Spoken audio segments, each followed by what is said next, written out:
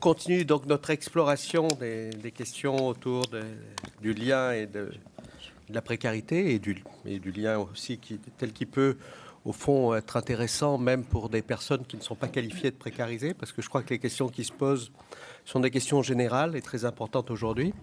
Alors, nous abordons aujourd'hui la question des solidarités, enfin maintenant, la question des solidarités familiales, donc avec le point de vue qui est le nôtre, hein, qui est d'alterner des points de vue plus de praticiens et des points de vue plus universitaires. Alors, la première personne qui parlera, c'est donc Anna Perrin-Heredia, qui est sociologue, qui et donc a fait sa thèse il y a quelques années autour des logiques économiques et des comptes domestiques en milieu populaire, et avec une approche ethnographique. Alors ça, c'est un terme technique, mais je veux dire simplement qu'elle a été interroger des gens longuement pour voir un peu comment ça se passait très concrètement dans la gestion des budgets. Hein, et donc vous êtes sociologue, mais en même temps, on sent que vous avez un regard qui est au plus près des personnes. Et vous êtes maintenant chercheur au CNRS, voilà, donc en économie. En sociologie. Et en sociologie. Non, en sociologie. En sociologie surtout, pardon, excusez-moi. Et puis nous aurons aussi donc dans un second temps l'expérience de la Maison des familles de Grenoble, hein, qui est une expérience en lien avec les apprentis d'Auteuil. Hein, et le Secours catholique. Et le Secours catholique. Donc, comme tout à l'heure, avec un panel de personnes qui sont impliquées, hein, à la fois Elisabeth Michel, qui, au fond, vous êtes responsable de la Maison des familles, et puis des personnes qui sont impliquées en tant que mère de famille, hein, dans le processus. Hein. Diri Agère, c'est vous. Et Akas Nafi, c'est vous. C'est moi, voilà. Oui. Donc chacun aura un témoignage. Donc chaque groupe, si je puis dire, autour d'une demi-heure. Il y aura un petit film qui nous sera présenté aussi. Donc on aura, voilà, à la fois des choses peut-être un peu plus théoriques et puis une approche sur la chair de la famille. Voilà. Donc je vous donne la parole. D'accord. Bon bah merci. Bonjour à tous et à toutes. Et puis je tiens à dire pour commencer que je ne sais pas si on m'entend. Voilà, mettez-vous près du micro. Je me mets plus près, d'accord. Donc je tiens à dire pour commencer que je suis très heureuse d'être parmi vous pour ce colloque et je remercie donc sincèrement les organisateurs de m'avoir invitée. Si je suis ici, je crois, c'est pour apporter un éclairage sur ce qu'en tant que sociologue, on peut dire des stratégies que mettent en place ou que peuvent mettre en place les plus pauvres pour s'en sortir au quotidien, et notamment sur, c'est en tout cas l'axe que j'ai voulu développer, sur le rôle que peut jouer la famille dans ces stratégies de survie. Alors pour fonder mon analyse, je vais présenter rapidement l'enquête que j'ai réalisée sur les pratiques de gestion et de consommation de certains habitants de ce qu'on appelle une zone urbaine sensible, et qu'on peut aussi appeler plus communément un quartier populaire. Donc en fait, j'ai croisé des données statistiques disponibles, en l'occurrence les budgets, les enquêtes INSEE sur le budget des familles, les données INSEE sur le quartier également. Et puis surtout, j'ai travaillé sur les archives locales et j'ai fait des entretiens et des observations auprès aussi bien des structures d'aide ou d'encadrement des budgets et auprès des familles les plus précarisées. Donc pour parler un peu plus précisément de ces entretiens et de ces observations, donc cette ethnographie comme on l'appelle, j'ai commencé donc par enquêter sur les structures publiques et privées qui encadrent les pratiques économiques des particuliers, donc en particulier les banques, les centres sociaux et aussi diverses associations, dont notamment le Secours catholique. C'était plutôt un aléa de l'enquête.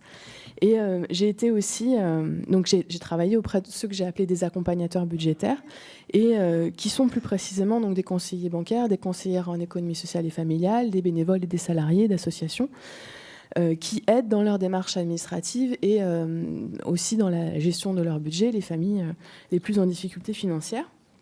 Et parallèlement, j'ai cherché à rencontrer ceux que ces personnes accompagnaient, donc ceux qui se trouvent en difficulté, mais je ne voulais pas passer par ces structures d'aide sociale, notamment pour éviter un certain nombre de biais et faire en sorte aussi d'essayer de pouvoir espérer recueillir un autre discours que celui qu'on sert à l'assistante sociale, pour le dire un peu simplement, notamment parce que c'est souvent, il y a beaucoup de choses qu'on cache aussi au service de l'aide sociale. Et comme il me semblait un peu difficile de faire du porte-à-porte, d'aller demander aux gens, voilà, bonjour, qu'est-ce que vous faites avec l'argent que vous n'avez pas ?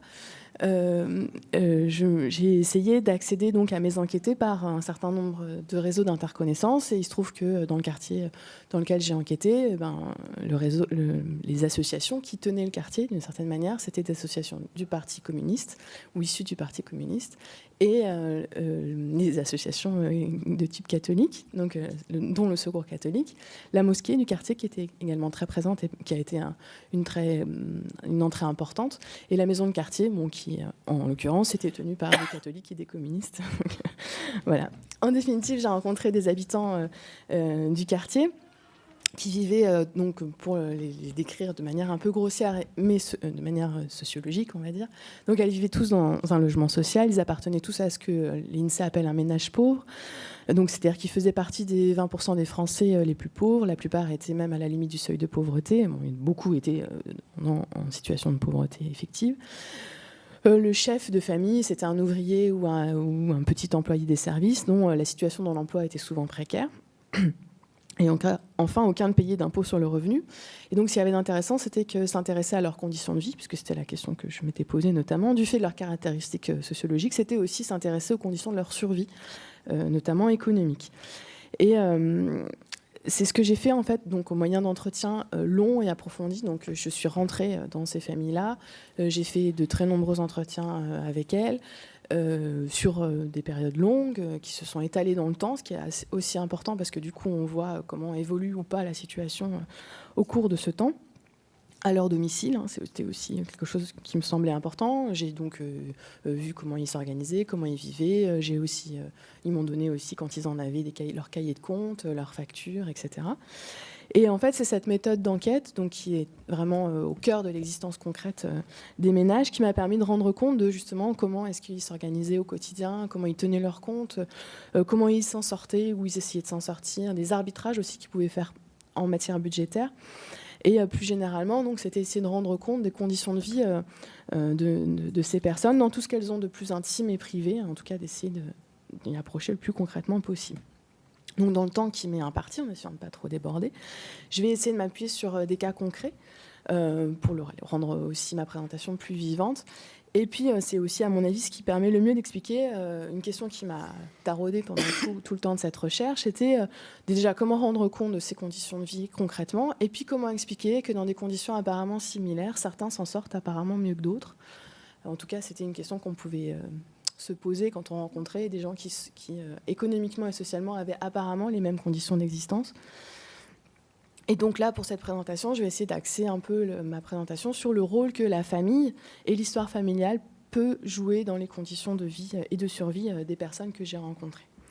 Donc, je vais m'appuyer sur le cas de 3 femmes que je vais vous présenter rapidement, que j'ai rencontrées via la maison de quartier. Donc ces 3 femmes, donc c'est en réalité, donc j'ai changé les noms, de toute façon vous ne pourriez pas les reconnaître. C'est en réalité 2 sœurs, Mélanie et Stéphanie, et puis l'ex-belle-sœur de Mélanie, c'est-à-dire Christine, donc qui était mariée au frère qui est mariée au frère de l'ex-mari de Mélanie. Bon, c'est compliqué, mais c'est pas grave. Elles sont dans une même famille. Donc Mélanie, elle a 34 ans quand je la rencontre, elle est divorcée et elle a 2 enfants de 5 et 8 ans. Elle est ce qu'on appelle gouvernante à temps plein pour l'UDAF. Elle est en CDI, ce qui était assez rare dans le panel de mes enquêtés, et elle gagnait 1 100 € par mois, à peu près, parce que ses revenus fluctuaient d'un mois sur l'autre. Stéphanie, sa sœur, elle avait 36 ans, elle vivait en concubinage, et elle avait 3 enfants de 2, 9 et 12 ans. Et elle était en congé parental. Elle travaillait en complément 32 heures par mois comme auxiliaire de vie, ce qui lui a rapporté exactement 257 € et 13 centimes par mois. Elle, c'était très précis. Son concubin, lui, était agent de nettoyage. Il était en CDI au moment des entretiens, mais à la fin des entretiens, en fait, sa situation dans l'emploi était menacée. Enfin, son avenir professionnel était menacé. Il gagnait environ 1 200 € par mois.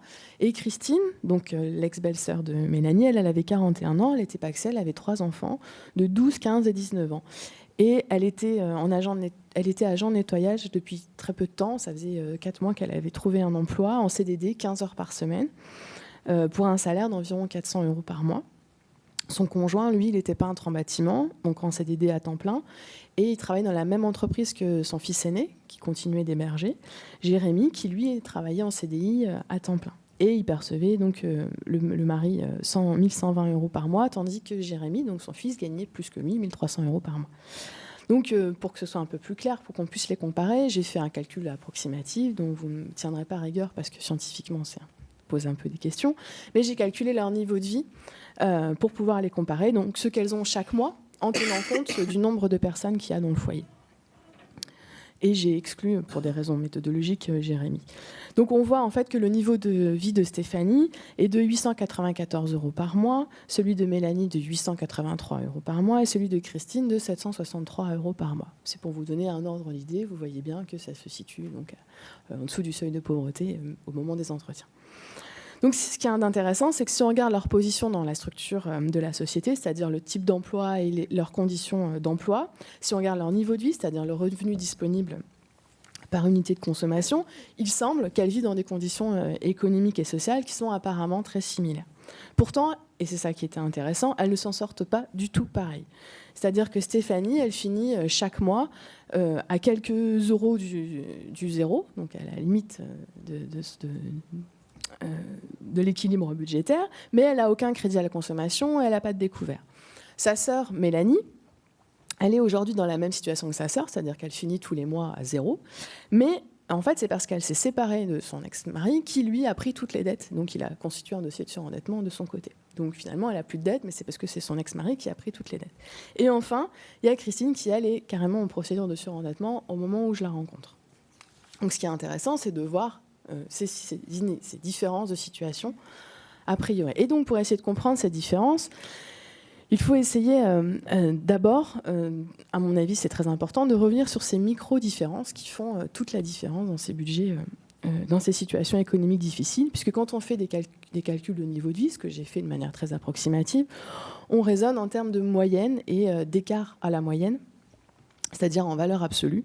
Et ça conduit à oublier que, alors qu'à mon avis, on devrait raisonner en proportion, parce que ça conduit à oublier quoi ? Que 50 € d'écart quand on a 800 €, ça fait...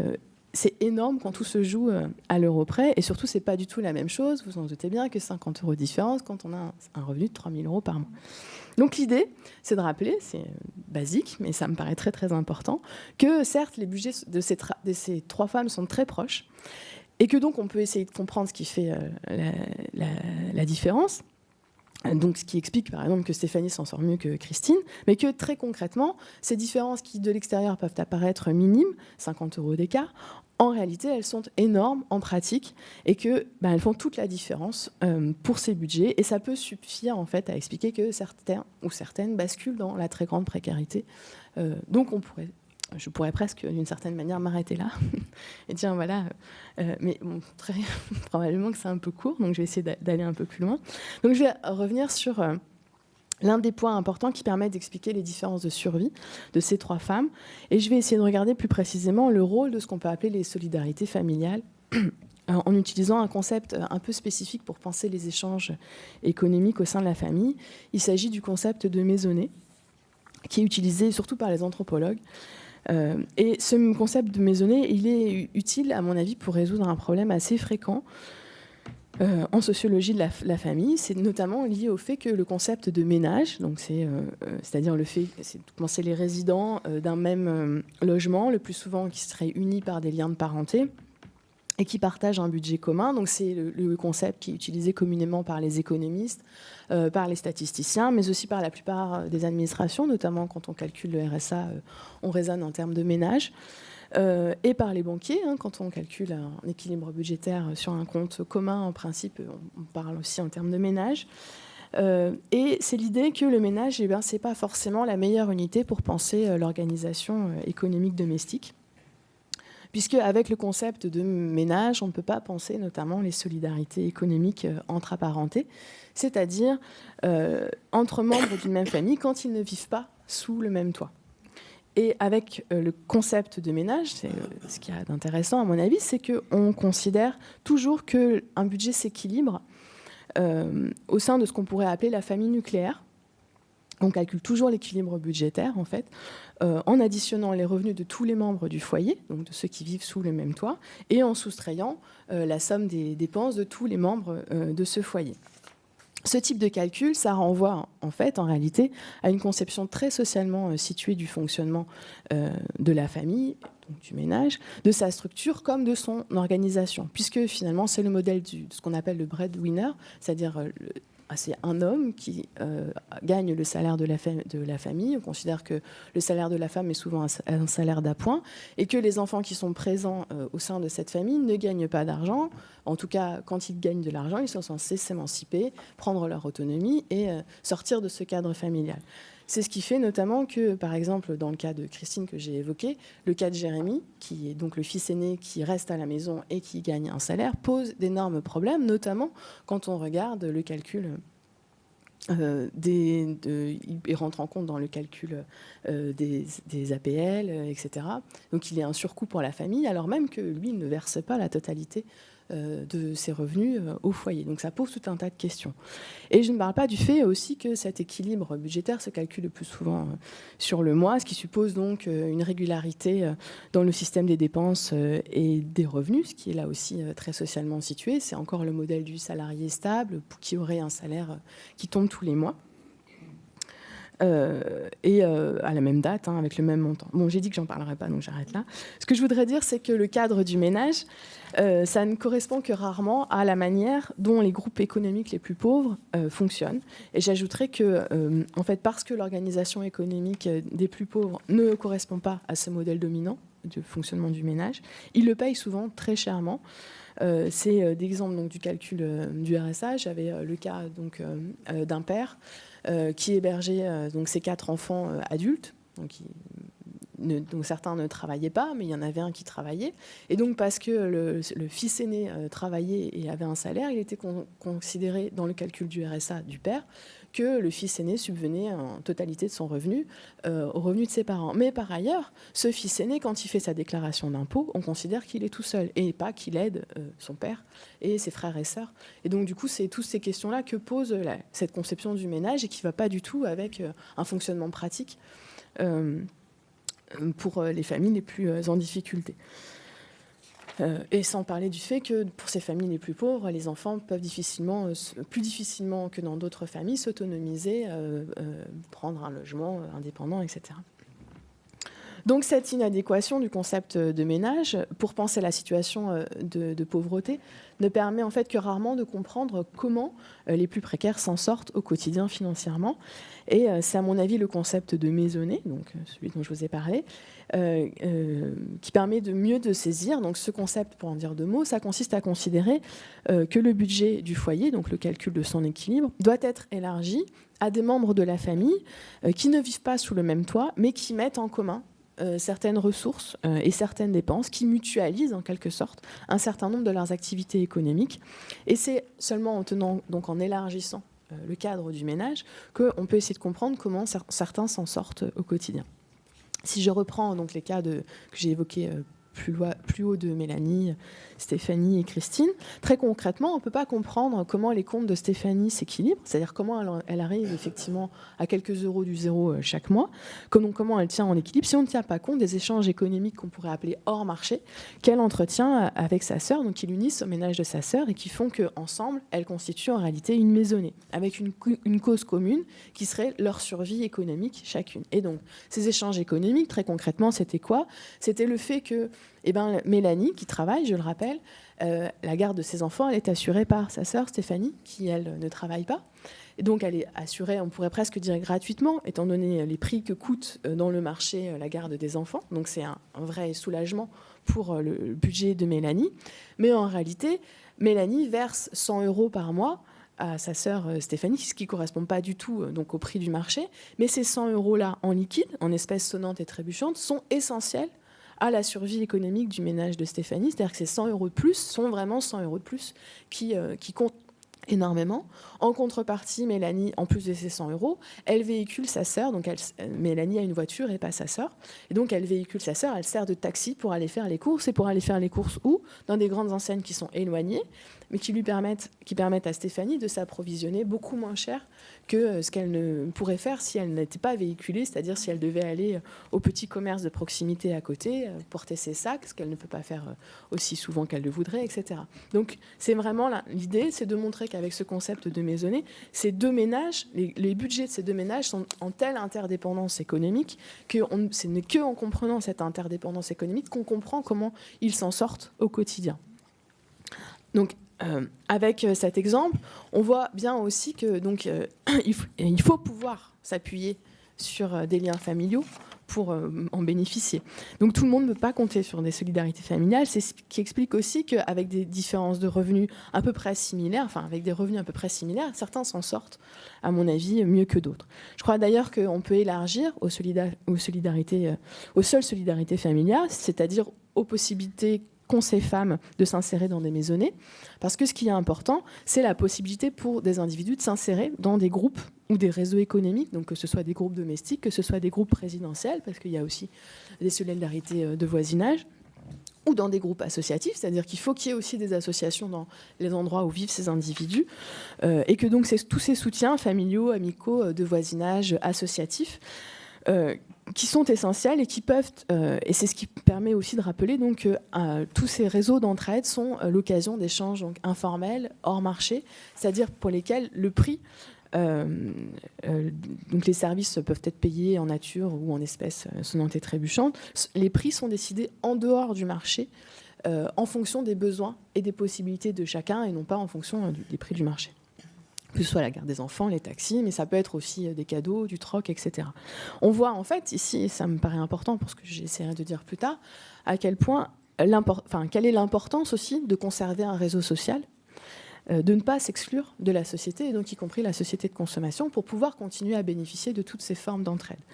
Donc l'insertion dans des groupes ou des réseaux économiques, que ce soit donc des groupes domestiques, résidentiels, associatifs, ça joue à mon avis un rôle indéniable sur les succès ou les échecs économiques des enquêtés. D'une manière générale, l'existence de ces groupes, l'insertion de ces individus dans des réseaux d'interconnaissance, c'est le plus souvent le gage de leur survie économique. C'est ce qui fait qu'ils arrivent à s'en sortir. Mais la relation, et c'est quand même, je voudrais pointer ça du doigt, la relation n'est pas toujours aussi univoque, donc c'est pas forcément parce qu'on est inséré dans les réseaux de solidarité qu'on s'en sort économiquement. Plus simplement, donc la famille ou le groupe d'entraide, ça peut être une ressource, mais ça peut aussi être une contrainte, qui peut être aussi un poids dans ces conditions économiques. Dans le cas de Mélanie, par exemple, avec sa sœur, j'ai essayé de montrer en quoi c'était un atout et donc une ressource importante. Mais pour certains enquêtés, et ils sont nombreux, la famille, ça peut aussi être une charge, surtout lorsqu'ils sont amenés à s'occuper à leurs frais, par exemple, d'un parent âgé dépendant ou d'un enfant handicapé, etc. Donc l'insertion dans des réseaux locaux d'interconnaissance, selon la même logique, ça peut être une aide ou ça peut être un poids. Donc par exemple, dans le cas de Christine, Stéphanie et Mélanie, ce qui avait d'intéressant, c'est qu'elles participaient à ce qu'elles appelaient des réunions Tupperware. Je ne sais pas si vous voyez ce que c'est, entre amis du quartier. Voilà. Et donc, selon ce principe, elles sont à tour de rôle hôtesses, c'est-à-dire qu'elles reçoivent leurs amis chez elles et elles leur vendent des produits Tupperware. Et ça leur permet de pouvoir compter sur des petits revenus complémentaires. Donc ça, c'est très bien. Donc c'est là où on voit l'aide qu'apporte le réseau d'entraide. Mais la contrepartie, c'est que lorsqu'elles sont invitées à leur tour par leurs amis, elles sont elles aussi tenues d'acheter, obligées d'acheter. Donc là, on voit aussi les systèmes de contraintes qui peuvent, le contre-don en fait qu'elles peuvent avoir. Et selon la même idée, j'ai également travaillé sur la mosquée du quartier, j'en avais dit quelques mots, et j'ai montré dans ma thèse à quel point il s'agissait de manière indéniable d'un réseau d'entraide évident. Notamment, ne serait-ce que pour ça, il y avait des techniques budgétaires qui étaient dispensées au sein de la mosquée, parce qu'ils avaient plein de réunions de paroles. Et cet espace, c'était peut-être le point le plus intéressant, ça fonctionnait aussi comme un petit marché au prêt, puisque donc, selon la religion musulmane, les crédits sont interdits, en tout cas à cause du taux d'intérêt qui est haram, comme ils disent. Et ce qui est intéressant, c'est que beaucoup de musulmans ont malgré tout besoin de facilités de paiement. Et donc, l'espace de la mosquée, ça fonctionnait comme un petit marché au prêt, puisque c'était d'autres musulmans qui prêtaient donc à un taux négatif, un taux nul, de l'argent pour une durée déterminée entre eux. Donc, c'est comme ça que ça fonctionnait comme réseau de solidarité. Cependant, et c'est ça qui peut être intéressant à souligner, la contrainte, elle ne portait pas seulement sur ceux à qui on prête, qui se retrouvent donc dans la position de demandeur, et c'est peut-être un peu plus fort, dans la position d'être potentiellement étiquetés comme étant des mauvais musulmans, puisqu'ils n'auraient pas su bien gérer bien su contrôler leurs dépenses. Mais c'est aussi un poids, une contrainte pour ceux qui prêtent, puisqu'il leur est difficile de refuser de prêter. On est dans un réseau d'interconnaissance, et ils n'ont par ailleurs aucune garantie d'être véritablement remboursés. Ils ne peuvent que difficilement également réclamer leur dû en cas de besoin. C'est-à-dire qu'ils peuvent prêter, mais ils ne savent pas forcément quand est-ce qu'ils vont être remboursés. Et c'est difficile de demander aussi à être remboursés quand ils en ont besoin. Enfin, à un niveau peut-être un peu plus symbolique, il est apparu indiscutable que les structures publiques et associatives qui étaient implantées dans le quartier faisaient partie de tous ces petits plus qui permettent de résister donc, à la contrainte budgétaire que rencontraient ces population. Mais parce que le quartier, c'est aussi un espace réputationnel, donc, dans lequel on essaye d'avoir une certaine réputation. J'ai entendu tout à l'heure beaucoup parler de la question de la honte.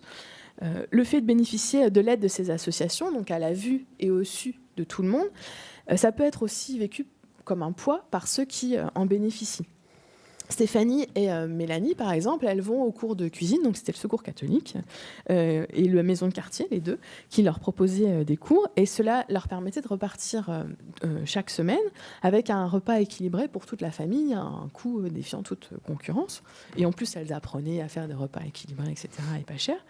Mais elles devaient, pour en bénéficier, assumer le fait de participer à ces ateliers qui étaient finalement spécifiquement réservés, destinés aux pauvres. Et j'ai rencontré dans ce cas, par exemple, des militants communistes qui étaient très bien implantés dans le quartier, mais en situation de très grande précarité. Et c'est ce qui expliquait que cette implantation donc très forte dans le quartier les incitait à refuser pour préserver leur image sociale positive d'eux-mêmes. Donc ça les empêchait de demander de l'aide. Donc par exemple, ils ne pouvaient pas supporter l'idée d'être assimilés à des pauvres, donc ils refusaient ne serait-ce que d'aller à la poste, donc ils se faisaient complètement arnaquer par leur banque, parce que pour eux, la poste est la banque des pauvres. Ils considéraient aussi que faire un dossier de surendettement, ce qui les aurait considérablement aidés au moment où je les ai rencontrés, ça aurait été la honte. Et ils refusaient d'aller voir une assistante sociale de peur qu'on les voie aller demander de l'aide aux assistantes sociales. Donc le rôle de la famille, c'était quand même là-dessus aussi que je voulais en venir, ça ne joue pas qu'aujourd'hui et maintenant. Donc dans les systèmes d'entraide, je crois qu'il est important aussi de comprendre que ce qui fait que certains s'en sortent mieux que d'autres, c'est aussi de rappeler que la situation économique d'un individu ne peut se comprendre que quand elle est réinscrite dans une histoire économique, dans ce qu'on pourrait appeler une carrière économique qui l'engage sur un temps plus ou moins long dans un système de ce qu'on pourrait appeler d'engrenage, mais ce n'est pas que cette idée-là. Alors c'est comme ça que j'ai essayé d'expliquer notamment le surendettement de Christine, parce qu'on pourrait croire à première vue que c'est cette notion qui est chère de nombreuses institutions, que c'est un accident de la vie qui a occasionné son entrée dans le surendettement, c'est-à-dire notamment le fait que son mari ait changé de patron, que l'entreprise ait connu des difficultés et que du coup, il y a eu un certain nombre de primes trimestrielles qui étaient jusqu'à présent assurées et qui ont cessé d'être assurées. Mais ce serait un peu court, à mon avis. Ce serait en effet, à mon avis, déjà oublier que tous les accidents de la vie font partie, jalonnent toutes les existences. Même si, et je pense que c'est important de le souligner, les statistiques montrent aussi que ces fameux accidents de la vie sont particulièrement plus fréquents chez les plus pauvres, c'est-à-dire que l'espérance de vie est plus faible chez les plus pauvres, que ce sont aussi eux qui se retrouvent plus souvent au chômage, qu'ils divorcent plus souvent, qu'ils tombent plus souvent malades, qu'ils meurent plus souvent de maladies. Il y a même des statistiques qui montrent qu'ils meurent plus souvent des accidents de la route, que la moyenne française. Et donc c'est comme pour couronner le tout, la faiblesse de leurs ressources les empêche de pouvoir se protéger aussi bien que les autres contre ces accidents de la vie. Ils ont donc plus de chances de subir un accident de la vie et moins de moyens de se prémunir contre ces accidents de la vie. Mais ce serait, et surtout c'est là à mon avis le point le plus important, ce serait se tromper de cause, puisque c'est oublier que l'équilibre budgétaire de Christine était déjà précaire avant l'accident, du fait donc de certains crédits qu'elle avait souscrits quand elle pensait que sa situation économique n'allait cesser de s'améliorer, du fait que la faiblesse de ses ressources, elle existe depuis très longtemps, malgré tout, du fait qu'elle a souscrit ce que la sociologue Hélène Ducourant appelle des crédits soudure, c'est-à-dire des crédits qui permettent de faire la soudure entre la fin d'un mois et le début d'un autre, qui sont faits à des taux défiant toute concurrence. Et donc c'est bien, en fait, à mon avis, pour comprendre l'erreur logique que l'on a tendance à faire quand on impute à l'accident de la vie la responsabilité d'une situation de surendettement. J'aime bien paraphraser une phrase de Gilbert Ryle qui dit que de même qu'on ne devrait pas dire que le verre s'est brisé parce que la pierre est tombée, mais qu'il s'est brisé quand la pierre est tombée parce qu'il était fragile. De même, on ne devrait pas dire qu'un équilibre budgétaire s'est rompu parce qu'un accident de la vie s'est produit, mais qu'il s'est rompu quand l'accident de la vie s'est produit, parce que cet équilibre était fragile. Donc, en plus de m'être intéressée à ces histoires économiques, c'était très rapide ici, pour expliquer ces différences dans les situations d'endettement, je me suis penchée sur l'histoire familiale de ces femmes, pour comprendre en fait comment elles organisaient leur consommation, présente et future, comment elles tenaient leur compte, comment elles envisageaient l'avenir. Et j'ai relevé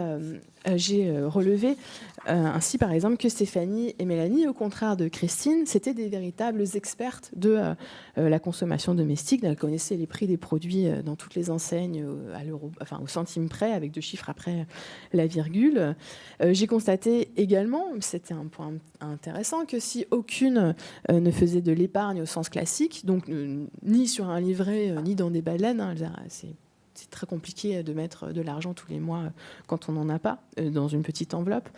Mais ça ne voulait pas dire qu'elle ne faisait pas d'épargne du tout, même si c'est une manière un peu que les économistes appelleraient hétérodoxe. Donc c'est pas du tout sous la forme monétaire, mais sous la forme de stock, et qu'elles étaient plus ou moins expertes dans cette capacité à faire des stocks. Donc c'est notamment leur congélateur, donc parfois elles en ont 2, qui regorgent de réserves alimentaires, ce qui permet de lisser la consommation quand les mois difficiles. C'est leur cagibi, c'est des armoires à trésors, comme elles les appellent, dans lesquelles elles achètent des cadeaux pour leurs enfants quand il y en a en promotion, et ce qui permet de donner toujours un cadeau, y compris les mois où c'est plus difficile.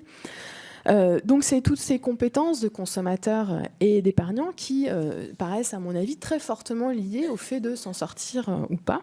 Donc pour donner un petit peu plus d'exemples, en ce qui concerne les compétences de consommateurs, c'est donc cette connaissance experte des prix des produits qui permet donc de toujours aller là où il y a la promotion la meilleure. C'est la comparaison selon les enseignes, c'est l'utilisation systématique de promotions, de cartes, etc. C'est aussi tout ce qui est pratique d'autoproduction.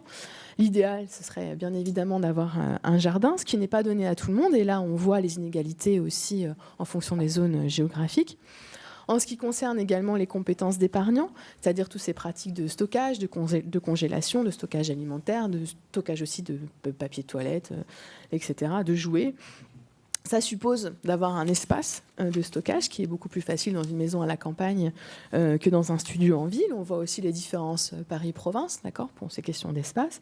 Toutes les astuces aussi, qu'elles connaissaient ou pas, pour faire des économies. Donc c'est par exemple la brique qu'on met dans les toilettes pour économiser l'eau. C'est l'eau du bain du bébé qu'on met dans la machine à laver pour économiser l'eau, etc., etc. Donc il y en a une multitude.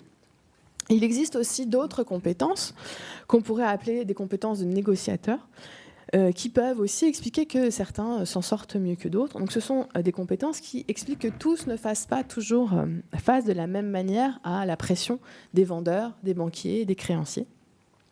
Tous ne possèdent pas certaines compétences pour tenir dans l'interaction avec ces individus. Et ces compétences, c'est des compétences scolaires, mais c'est aussi des compétences relationnelles ou encore des ressources qu'on pourrait qualifier de politiques ou d'idéologiques. Par exemple, chez ces femmes musulmanes, c'était flagrant le poids de la religion et donc l'interdit du crédit sur leur capacité à dire non à des démarcheurs qui viennent les voir, tout ce qui peut aider donc à résister à ce qu'on pourrait appeler avec beaucoup de guillemets les tentations consommatoires. Ce qui me paraît important, c'est que cette dimension sociale de la contrainte économique, elle est le plus souvent présentée comme... Oui, j'ai bientôt fini. Elle est plus souvent présentée comme le fait d'être incité très fortement à l'achat par les publicités, par les modes, etc. Et je soulignerai simplement que le plus souvent aujourd'hui, ne pas consommer, c'est une manière de s'exclure de la société, ou plus exactement consommer, c'est aussi un moyen pour continuer à avoir des relations sociales, relations qui, comme je l'ai expliqué tout à l'heure, ou je l'ai rappelé plutôt, sont essentielles pour espérer survivre avec un petit budget. Donc, ce qui me semble plus important à mettre en évidence, c'est que cette dimension sociale de la contrainte économique, elle se retrouve bien plus concrètement dans la plupart des rapports marchands. C'est le fait, par exemple, que ces ménages sont le plus souvent des clients captifs de certaines anciennes, donc c'est celles qui veulent bien leur accorder des facilités de paiement, qui font qu'ils se retrouvent à payer aussi des produits plus chers. De même, par exemple, lorsqu'ils souscrivent un crédit, ils le souscrivent souvent, ils le payent bien plus cher que les plus riches. C'est des taux d'intérêt qui sont proches du taux d'usure. Bref, en plus d'avoir moins d'argent, les plus pauvres doivent souvent en dépenser plus pour avoir les mêmes produits. Donc le caractère inégalitaire du nombre d'échanges économiques est bien souvent occulté, alors même que ce sont le plus souvent les plus pauvres qui en subissent les conséquences. Donc ce sont ces compétences ou leur absence qui expliquent par exemple que certains, lorsqu'ils se retrouvent à découvert, ne s'autorisent ou ne s'autorisent pas à négocier le remboursement des frais, que les banques puissent ou pas user, pour ne pas dire abuser, de ce manque de compétences pour, par exemple, leur accorder une facilité de paiement en échange, je l'ai vu très souvent, de la souscription d'un produit financier type une assurance vie, donc, qui les engage à beaucoup plus long terme. Parce qu'en fait, quand on fait ça, il faut comprendre les implications économiques de ce type de crédit, il faut comprendre le calcul du taux d'intérêt, il faut comprendre le vocabulaire juridique, etc. Tout ce qui est écrit en tout petit dans ces contrats. Et ce sont aussi ce type de compétences qui expliquent que certains soient la cible, ou leur absence, qui explique que certains soient la cible privilégiée des arnaqueurs en tout genre. Donc je pense, dans le quartier dans lequel j'ai enquêté, à tous les bonimenteurs, je ne sais pas comment les appeler autrement, tous ces démarcheurs à domicile, en fait, qui arrivent à leur faire miroiter des promotions. J'ai des exemples à foison de gens qui ont souscrit un abonnement à Internet, par exemple, alors qu'ils n'avaient pas d'Internet. Ils n'avaient pas d'ordinateur, pardon. Parce que, en fait, ces individus utilisent des arguments qui, lorsqu'ils ne sont pas carrément trompeurs, sont formulés de telle manière, donc s'ils viennent avec des blouses blanches, par exemple, pour faire comme les experts dans les séries télévisées, donc ils sont formulés de telle manière qu'il est très difficile pour des individus qui doutent déjà de leurs compétences scolaires, relationnelles, etc., ou intellectuelles, c'est très difficile de dire non. Et ces compétences, à mon avis, c'est là où je voulais faire le lien avec la famille, c'est qu'elles s'apprennent, et elles s'apprennent notamment au sein de la famille. Et les personnes que j'ai rencontrées, elles n'ont pas toutes l'occasion d'apprendre, elles n'ont pas toutes eu l'occasion d'apprendre ces compétences.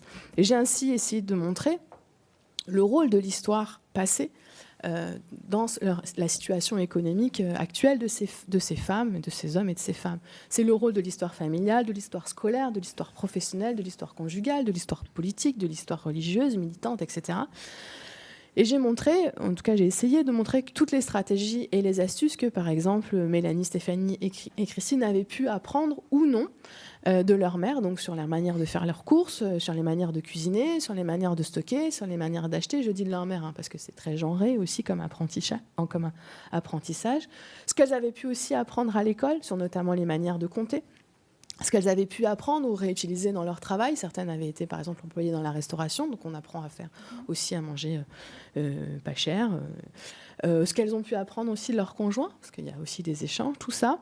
Et ben, c'est cette histoire, cette socialisation économique qui explique que ces compétences de gestionnaire, de consommateur, d'administrateur, de négociateur soient inégalement réparties.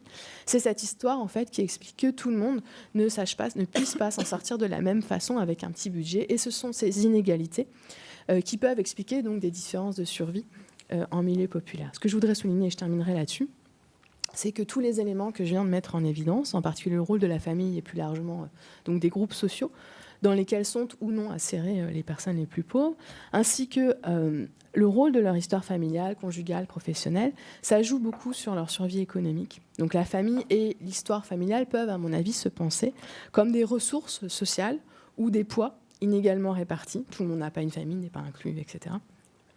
C'est ce qui conduit à penser que le fait de s'en sortir ou non, en fonction des ressources monétaires, mais aussi sociales, que les individus sont en mesure ou non de mobiliser pour s'en sortir, ou au contraire aussi en fonction des poids budgétaires ou sociaux qui s'ajoutent finalement à la contrainte monétaire qu'ils subissent déjà. En définitive, pour comprendre que certains s'en sortent mieux que d'autres, il ne faut surtout pas oublier que la contrainte économique, ça n'a pas qu'une dimension budgétaire, ça a aussi une dimension sociale. Voilà. Je vous remercie beaucoup de votre attention et puis j'espère qu'on aura l'occasion d'en débattre.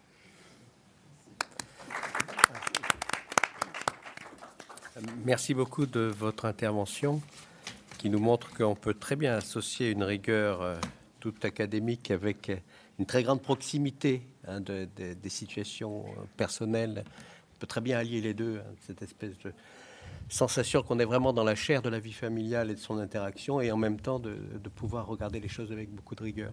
Donc je vous remercie. Je note, aussi, je ne l'ai pas dit tout à l'heure, vous avez eu un prix hein, pour votre thèse. Un prix de Caritas et du Secours catholique. Je suis très contente. Voilà, nous ne sommes pas étonnés. Bonjour tout le monde. Je suis Nafié et ça fait 10 ans que je suis en France. Et en fait, moi, j'ai eu tel de trucs juste depuis que je suis en France. Après la séparation avec mon mari, je me suis trouvée seule avec mes 2 enfants. Ismaïl avait 7 ans et Omer, il avait 2 ans. Du coup, j'étais isolée et rejetée par mon entourage parce que comme je suis turque, le divorce, ça se fait pas. On peut faire, mais les gens, ils nous traitent un peu bizarre. Et du coup, j'ai recommencé à vivre avec mes enfants dans un foyer. Ce changement de vie les perturbait, surtout la plus petite, qui s'appelle Omer. Du coup, il faut que j'ai fait suivre par le CMP. C'est au CMP qu'on m'a parlé de maison de famille. C'était il y a 2 ans. Et, du coup, on est venu avec mes enfants. Financièrement, avant la séparation, ça allait bien et tout à coup, c'est tout changé. Du coup, je me suis trouvée sans rien, sans travail. J'étais en congé parental. Du coup, j'étais propriétaire avec mon ex. Du coup, je me suis trouvée seule dans un foyer avec les enfants. Et du coup, j'ai vu une assistante sociale, celle qui m'a aidé pour faire les démarches, pour demander RSA, pour demander logement. Je me méfiais de tout le monde. J'avais honte pour demander des trucs, parler mon problème. Après, je n'ai pas de confiance en moi et mon entourage. À la maison de famille, un jour, il y avait une maman qui est arrivée. C'était origine turque. Ça vient de la même village que moi. Du coup, j'ai eu peur. J'ai pensé qu'elle va raconter mon histoire à tout le monde parce que nous, à la maison de famille, on était comme famille, on partage tout et on sait tout. Et du coup, elle s'est présentée. Du coup, j'ai pensé qu'il n'y avait pas honte, il n'y avait pas peur. Depuis, on est devenus très amis avec elle. Des fois, je l'aide pour faire ses démarches. Quand elle ne comprend pas, je lui traduis en turc. Et ça me rend fière. À la maison de famille, je rencontre plein de mamans qui deviennent des amis. On se voit à l'extérieur. Des fois, je les invite. Eux, ils viennent chez moi. Je pars avec mes enfants chez eux. Du coup, on est devenus comme la famille, quoi. Parce que comme on est seul en France, on n'a pas de la famille. Du coup, ça ne remplace pas, mais ça l'aide beaucoup.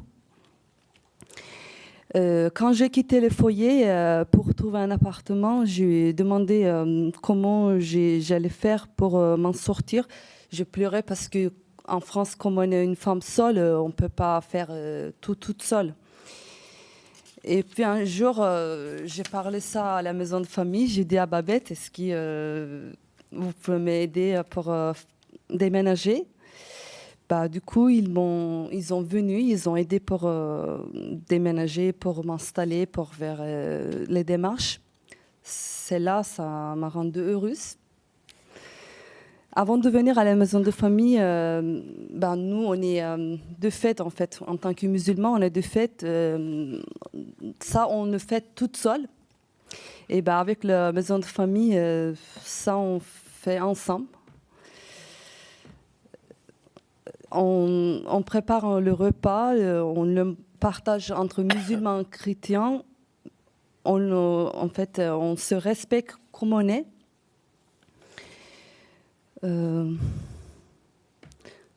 En fait, quand on est une femme seule, turque et musulmane, on ne peut pas faire de sortie avec ses enfants parce que les gens, peut-être, ils réfléchissent à autre chose. Pour sortir, pour faire le pique-nique. Et en fait, c'est à la maison de famille, on peut faire facilement. Et en fait, aujourd'hui, si vous voulez, mes enfants vont bien parce que moi, comment dire, j'ai pas laissé y aller toute seule. Comment dire, j'ai ramené les enfants régulièrement à la CMP. Et puis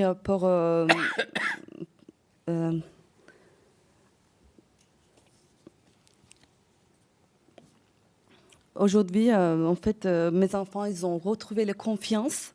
Après, ils sont fiers de moi. Et ils ne voulaient pas retourner en arrière, et moi non plus. En fait, on peut vivre heureux, un petit budget avec mes enfants. Voilà, en fait, on peut dire c'est grâce à Maison de famille. J'ai fini. Merci. Merci. Je rajoute, enfin, j'ai rien à dire. Agère, si tu veux. Alors, bonjour à tous et à toutes. Alors, moi, je m'appelle Agère, j'ai 29 ans, je suis mariée et je suis maman d'un petit garçon de 3 ans qui s'appelle Wael. Et je suis enceinte de 5 mois et demi. Je suis aide-soignante. Donc, voilà, je vais vous parler de mon retour en arrière, quoi. Alors, il y a un an après mon mariage, je suis venue à Grenoble, laissant ma famille en Haute-Savoie pour rejoindre mon mari qui était étudiant. Toute sa famille est en Tunisie, donc je suis d'origine tunisienne aussi, et lui pareil. Je suis alors enceinte de 3 mois, donc de mon premier enfant qui s'appelle Wael, et j'ai travaillé dès le lendemain de mon arrivée.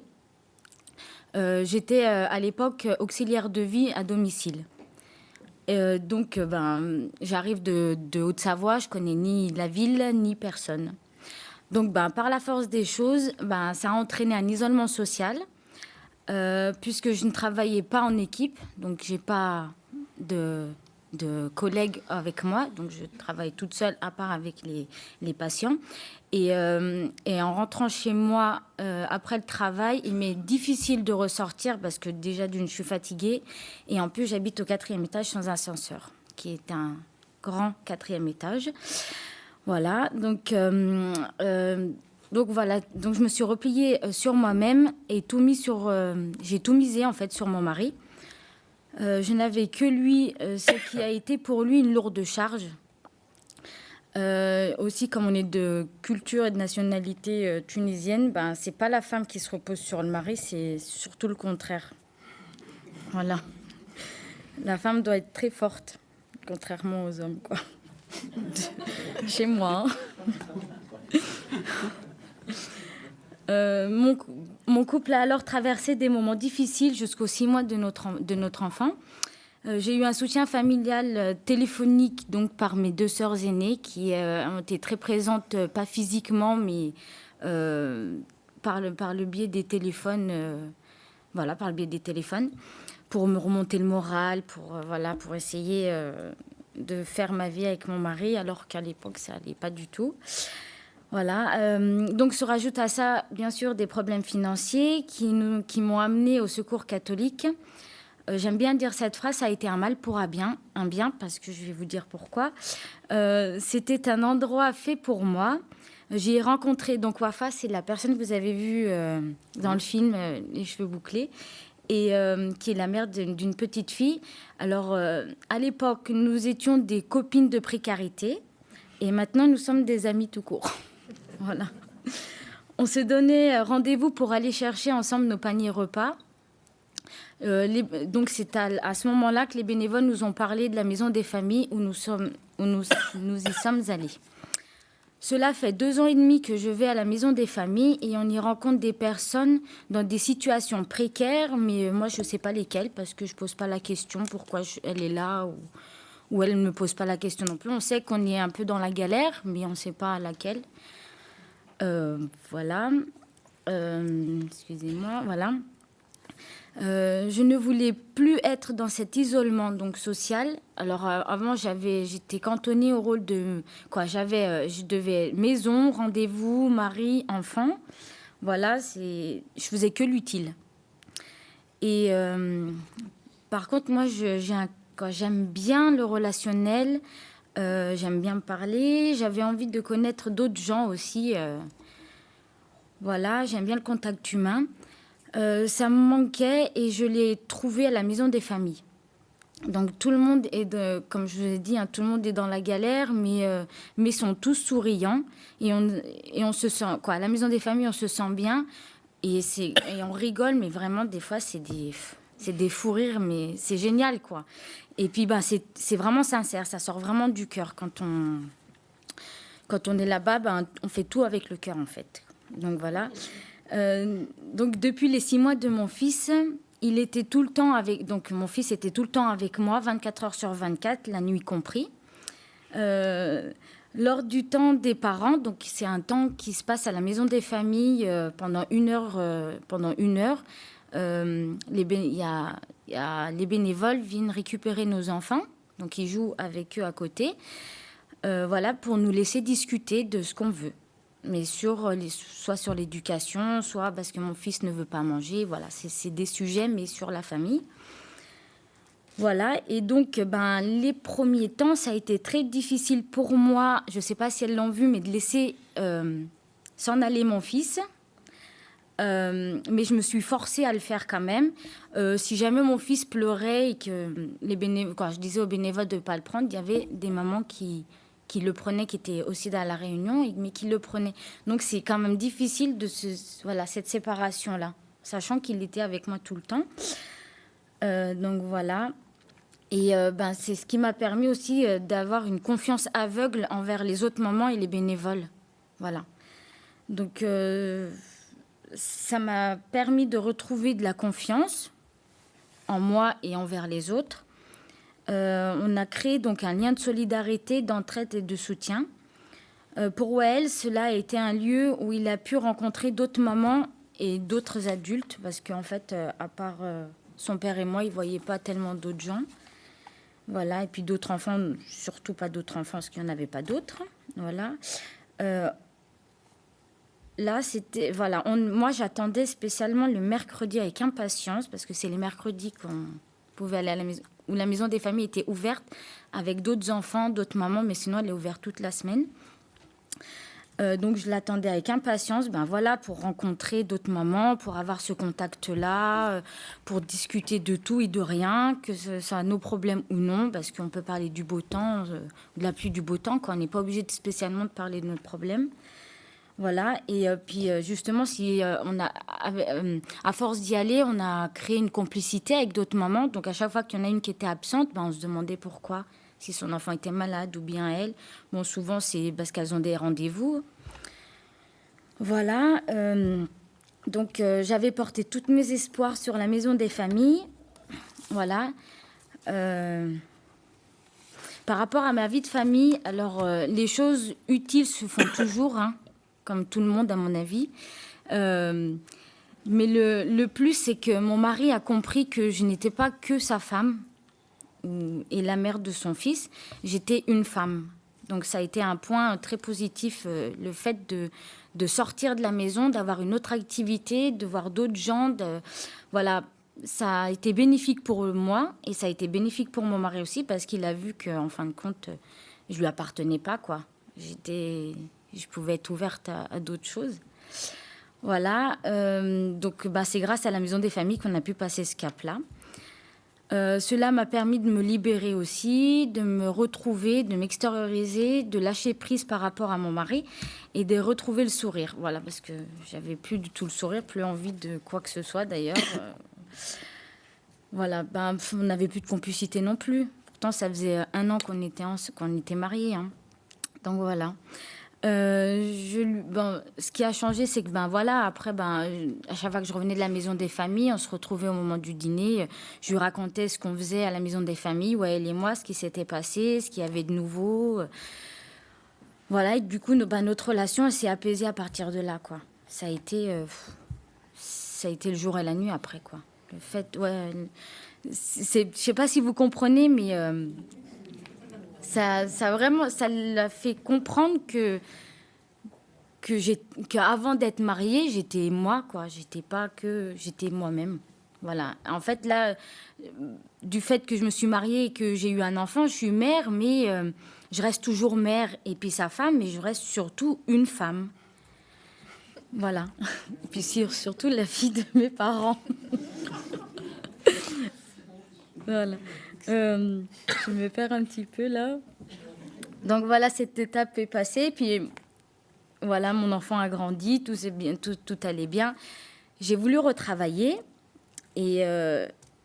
Mais par contre, ça a été un peu difficile de me dire de le confier à d'autres personnes que moi pendant plusieurs heures. C'est compliqué voilà. À la maison des familles, on est présent, on est quand même là, il est peut-être dans la pièce à côté, mais on est présente, pardon. Alors que là, c'est un autre bâtiment, les gens, on les connaît pas. Au moment des temps des parents, j'ai évoqué cette envie de retravailler et toutes les mamans m'ont rassurée. Pourtant, il y en a qui ne travaillaient pas, d'autres qui ont travaillé, mais qui m'ont bien rassurée. Du coup, ça m'a fait ce tremplin-là de pouvoir laisser mon enfant à la crèche. Et aussi, j'avais un projet, c'était de reprendre ma formation d'aide-soignante parce que je l'avais passée, mais j'ai raté quelques modules, un module. Et donc, c'était en stand-by, le temps de me marier, d'avoir un enfant. Et voilà. Donc, j'ai voulu reprendre ma formation, mais il y a toujours le problème du financement. Donc, au départ, j'ai essuyé plein de refus, donc de mon employeur, du Pôle emploi, du FONGICIF. Et j'avais qu'une solution, voire deux, c'était de pouvoir faire un effort financier pour pouvoir me la payer, en sachant que ça coûtait 2 000 € pour mon budget à moi. C'était un peu élevé, mais on s'est dit avec mon mari que c'était comme ça, quoi, qu'il fallait que je le tente. On allait avoir encore des problèmes, mais pour avoir moins de problèmes après si j'étais diplômée aide-soignante. Donc, et puis j'avais une autre solution, c'est de faire un microcrédit. Mais comme on en avait déjà, faire un autre crédit, c'était encore plus galère. Mais je me suis rabattue, ou on va dire, je me suis dirigée vers Babette, qui, elle, m'a dit, je vais voir ce que je peux faire sous réserve, quoi. C'est pas, voilà, essaye d'avoir une solution de ton côté, mais moi, je vais essayer de voir du mien. Donc, elle m'a demandé le devis, tous les papiers qu'il fallait. Elle a très bien géré ça. Voilà. Elle m'a pas donné de réponse ni rien parce qu'il ne devait pas avoir de réponse avant le mois d'octobre. Et j'ai reçu un coup de fil en me disant, c'est bon, tu peux faire ta formation sereinement. Le financement, c'est bon, c'est OK. Donc, imaginez-vous ma joie et celle de mon mari. Voilà, donc j'avais plus cette pression financièrement là. Elle a disparu, mais quand même, on a une autre pression, c'est de pouvoir la réussir. Donc pour moi, mon fils, pour mon couple et surtout pour les personnes qui m'ont aidé, à réaliser ce rêve, quoi. En fait, c'est un rêve, quoi. C'est devenu un rêve. Voilà. Et donc, pour vous parler un petit peu des bénévoles, parce qu'il y a quand même des bénévoles, quoi, l'équipe. Donc l'équipe, elle est toujours disponible et à l'écoute. Comme je vous ai dit, j'ai eu un problème ou des questions. Ils ont toujours été là. Ils m'ont aidé, ils m'ont même accompagné, ils m'ont renseigné. Donc Babette plus les autres, parce qu'il y en a 2 autres de l'équipe aussi qui est juste derrière vous, qui nous aident énormément.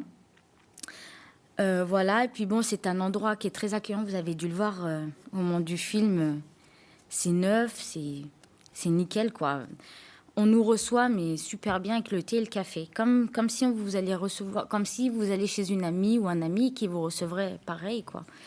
Voilà, et puis je vais parler d'une phrase, c'est où on fait des échanges et des rencontres, mais très agréables. Pourtant, on est tous dans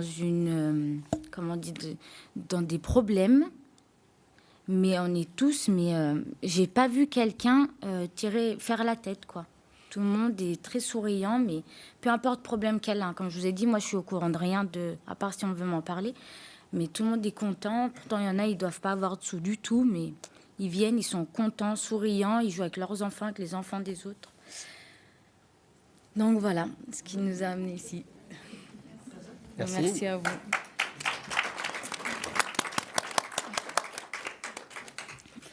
Il y a quelque chose à ajouter? Oui, je voudrais faire une simple précision, parce que je ne vais rien rajouter. Ce que vient de dire Ager et Nafié est suffisant pour dire un peu comment on essaye de travailler. Je voudrais simplement dire que chaque fois que Agère et Nafier disent Babette, en fait, c'est générique, parce que c'est une équipe. C'est une équipe de 14 personnes qui travaillent à la Maison des Familles, salariés bénévoles. Et voilà. Et moi, je suis simplement responsable de, effectivement, et cette équipe, et aussi d'un certain nombre de parents qui aujourd'hui, comme Agère et comme Nafier, prennent leur vraie place aussi au sein de l'organisation de cette maison, parce que pour nous, ça c'est très important aujourd'hui de dire, et je sais pas vous, mais moi je dis, elles sont bien plus expertes que moi pour parler de ce qui se passe à la Maison des Familles. Je veux dire 2 choses, et j'arrête. Je crois qu'il nous a été dit dans la première intervention ce matin que c'est important de pouvoir aussi redonner aux personnes le pouvoir de la parole. Pour nous, à la Maison des Familles, ça c'est essentiel, que ces personnes puissent se réapproprier une parole, leur parole en propre. Je trouve que c'est la première étape pour devenir citoyen, faire cette expérience que ma parole a de la valeur, ma parole à moi, même si, voilà, par moment on n'est pas d'accord et on débat, tant mieux, parce que c'est quand même aussi l'enjeu de la démocratie. Et la deuxième chose, je voudrais essayer de garder mienne la citation qui a été faite ce matin sur l'amitié d'Aristote. Je ne sais pas si j'ai complètement en tête, mais ce que je retiens, c'est que l'amitié, c'est la capacité de penser et d'agir ensemble. Et dans ce cas-là, j'ose dire que ce qui se passe à la Maison des Familles, c'est vraiment des relations d'amitié. Et je suis contente d'avoir cette citation d'Aristote pour pouvoir l'expliciter, parce que j'ai aussi ça en tête. Maurice Zundel dit que le drame des pauvres, c'est que personne n'a besoin d'eux comme amis. Et moi, j'ose dire aujourd'hui que la chance de la Maison des Familles à Grenoble, c'est qu'on a vraiment besoin les uns des autres. On a besoin les uns des autres pour différentes raisons. Voilà.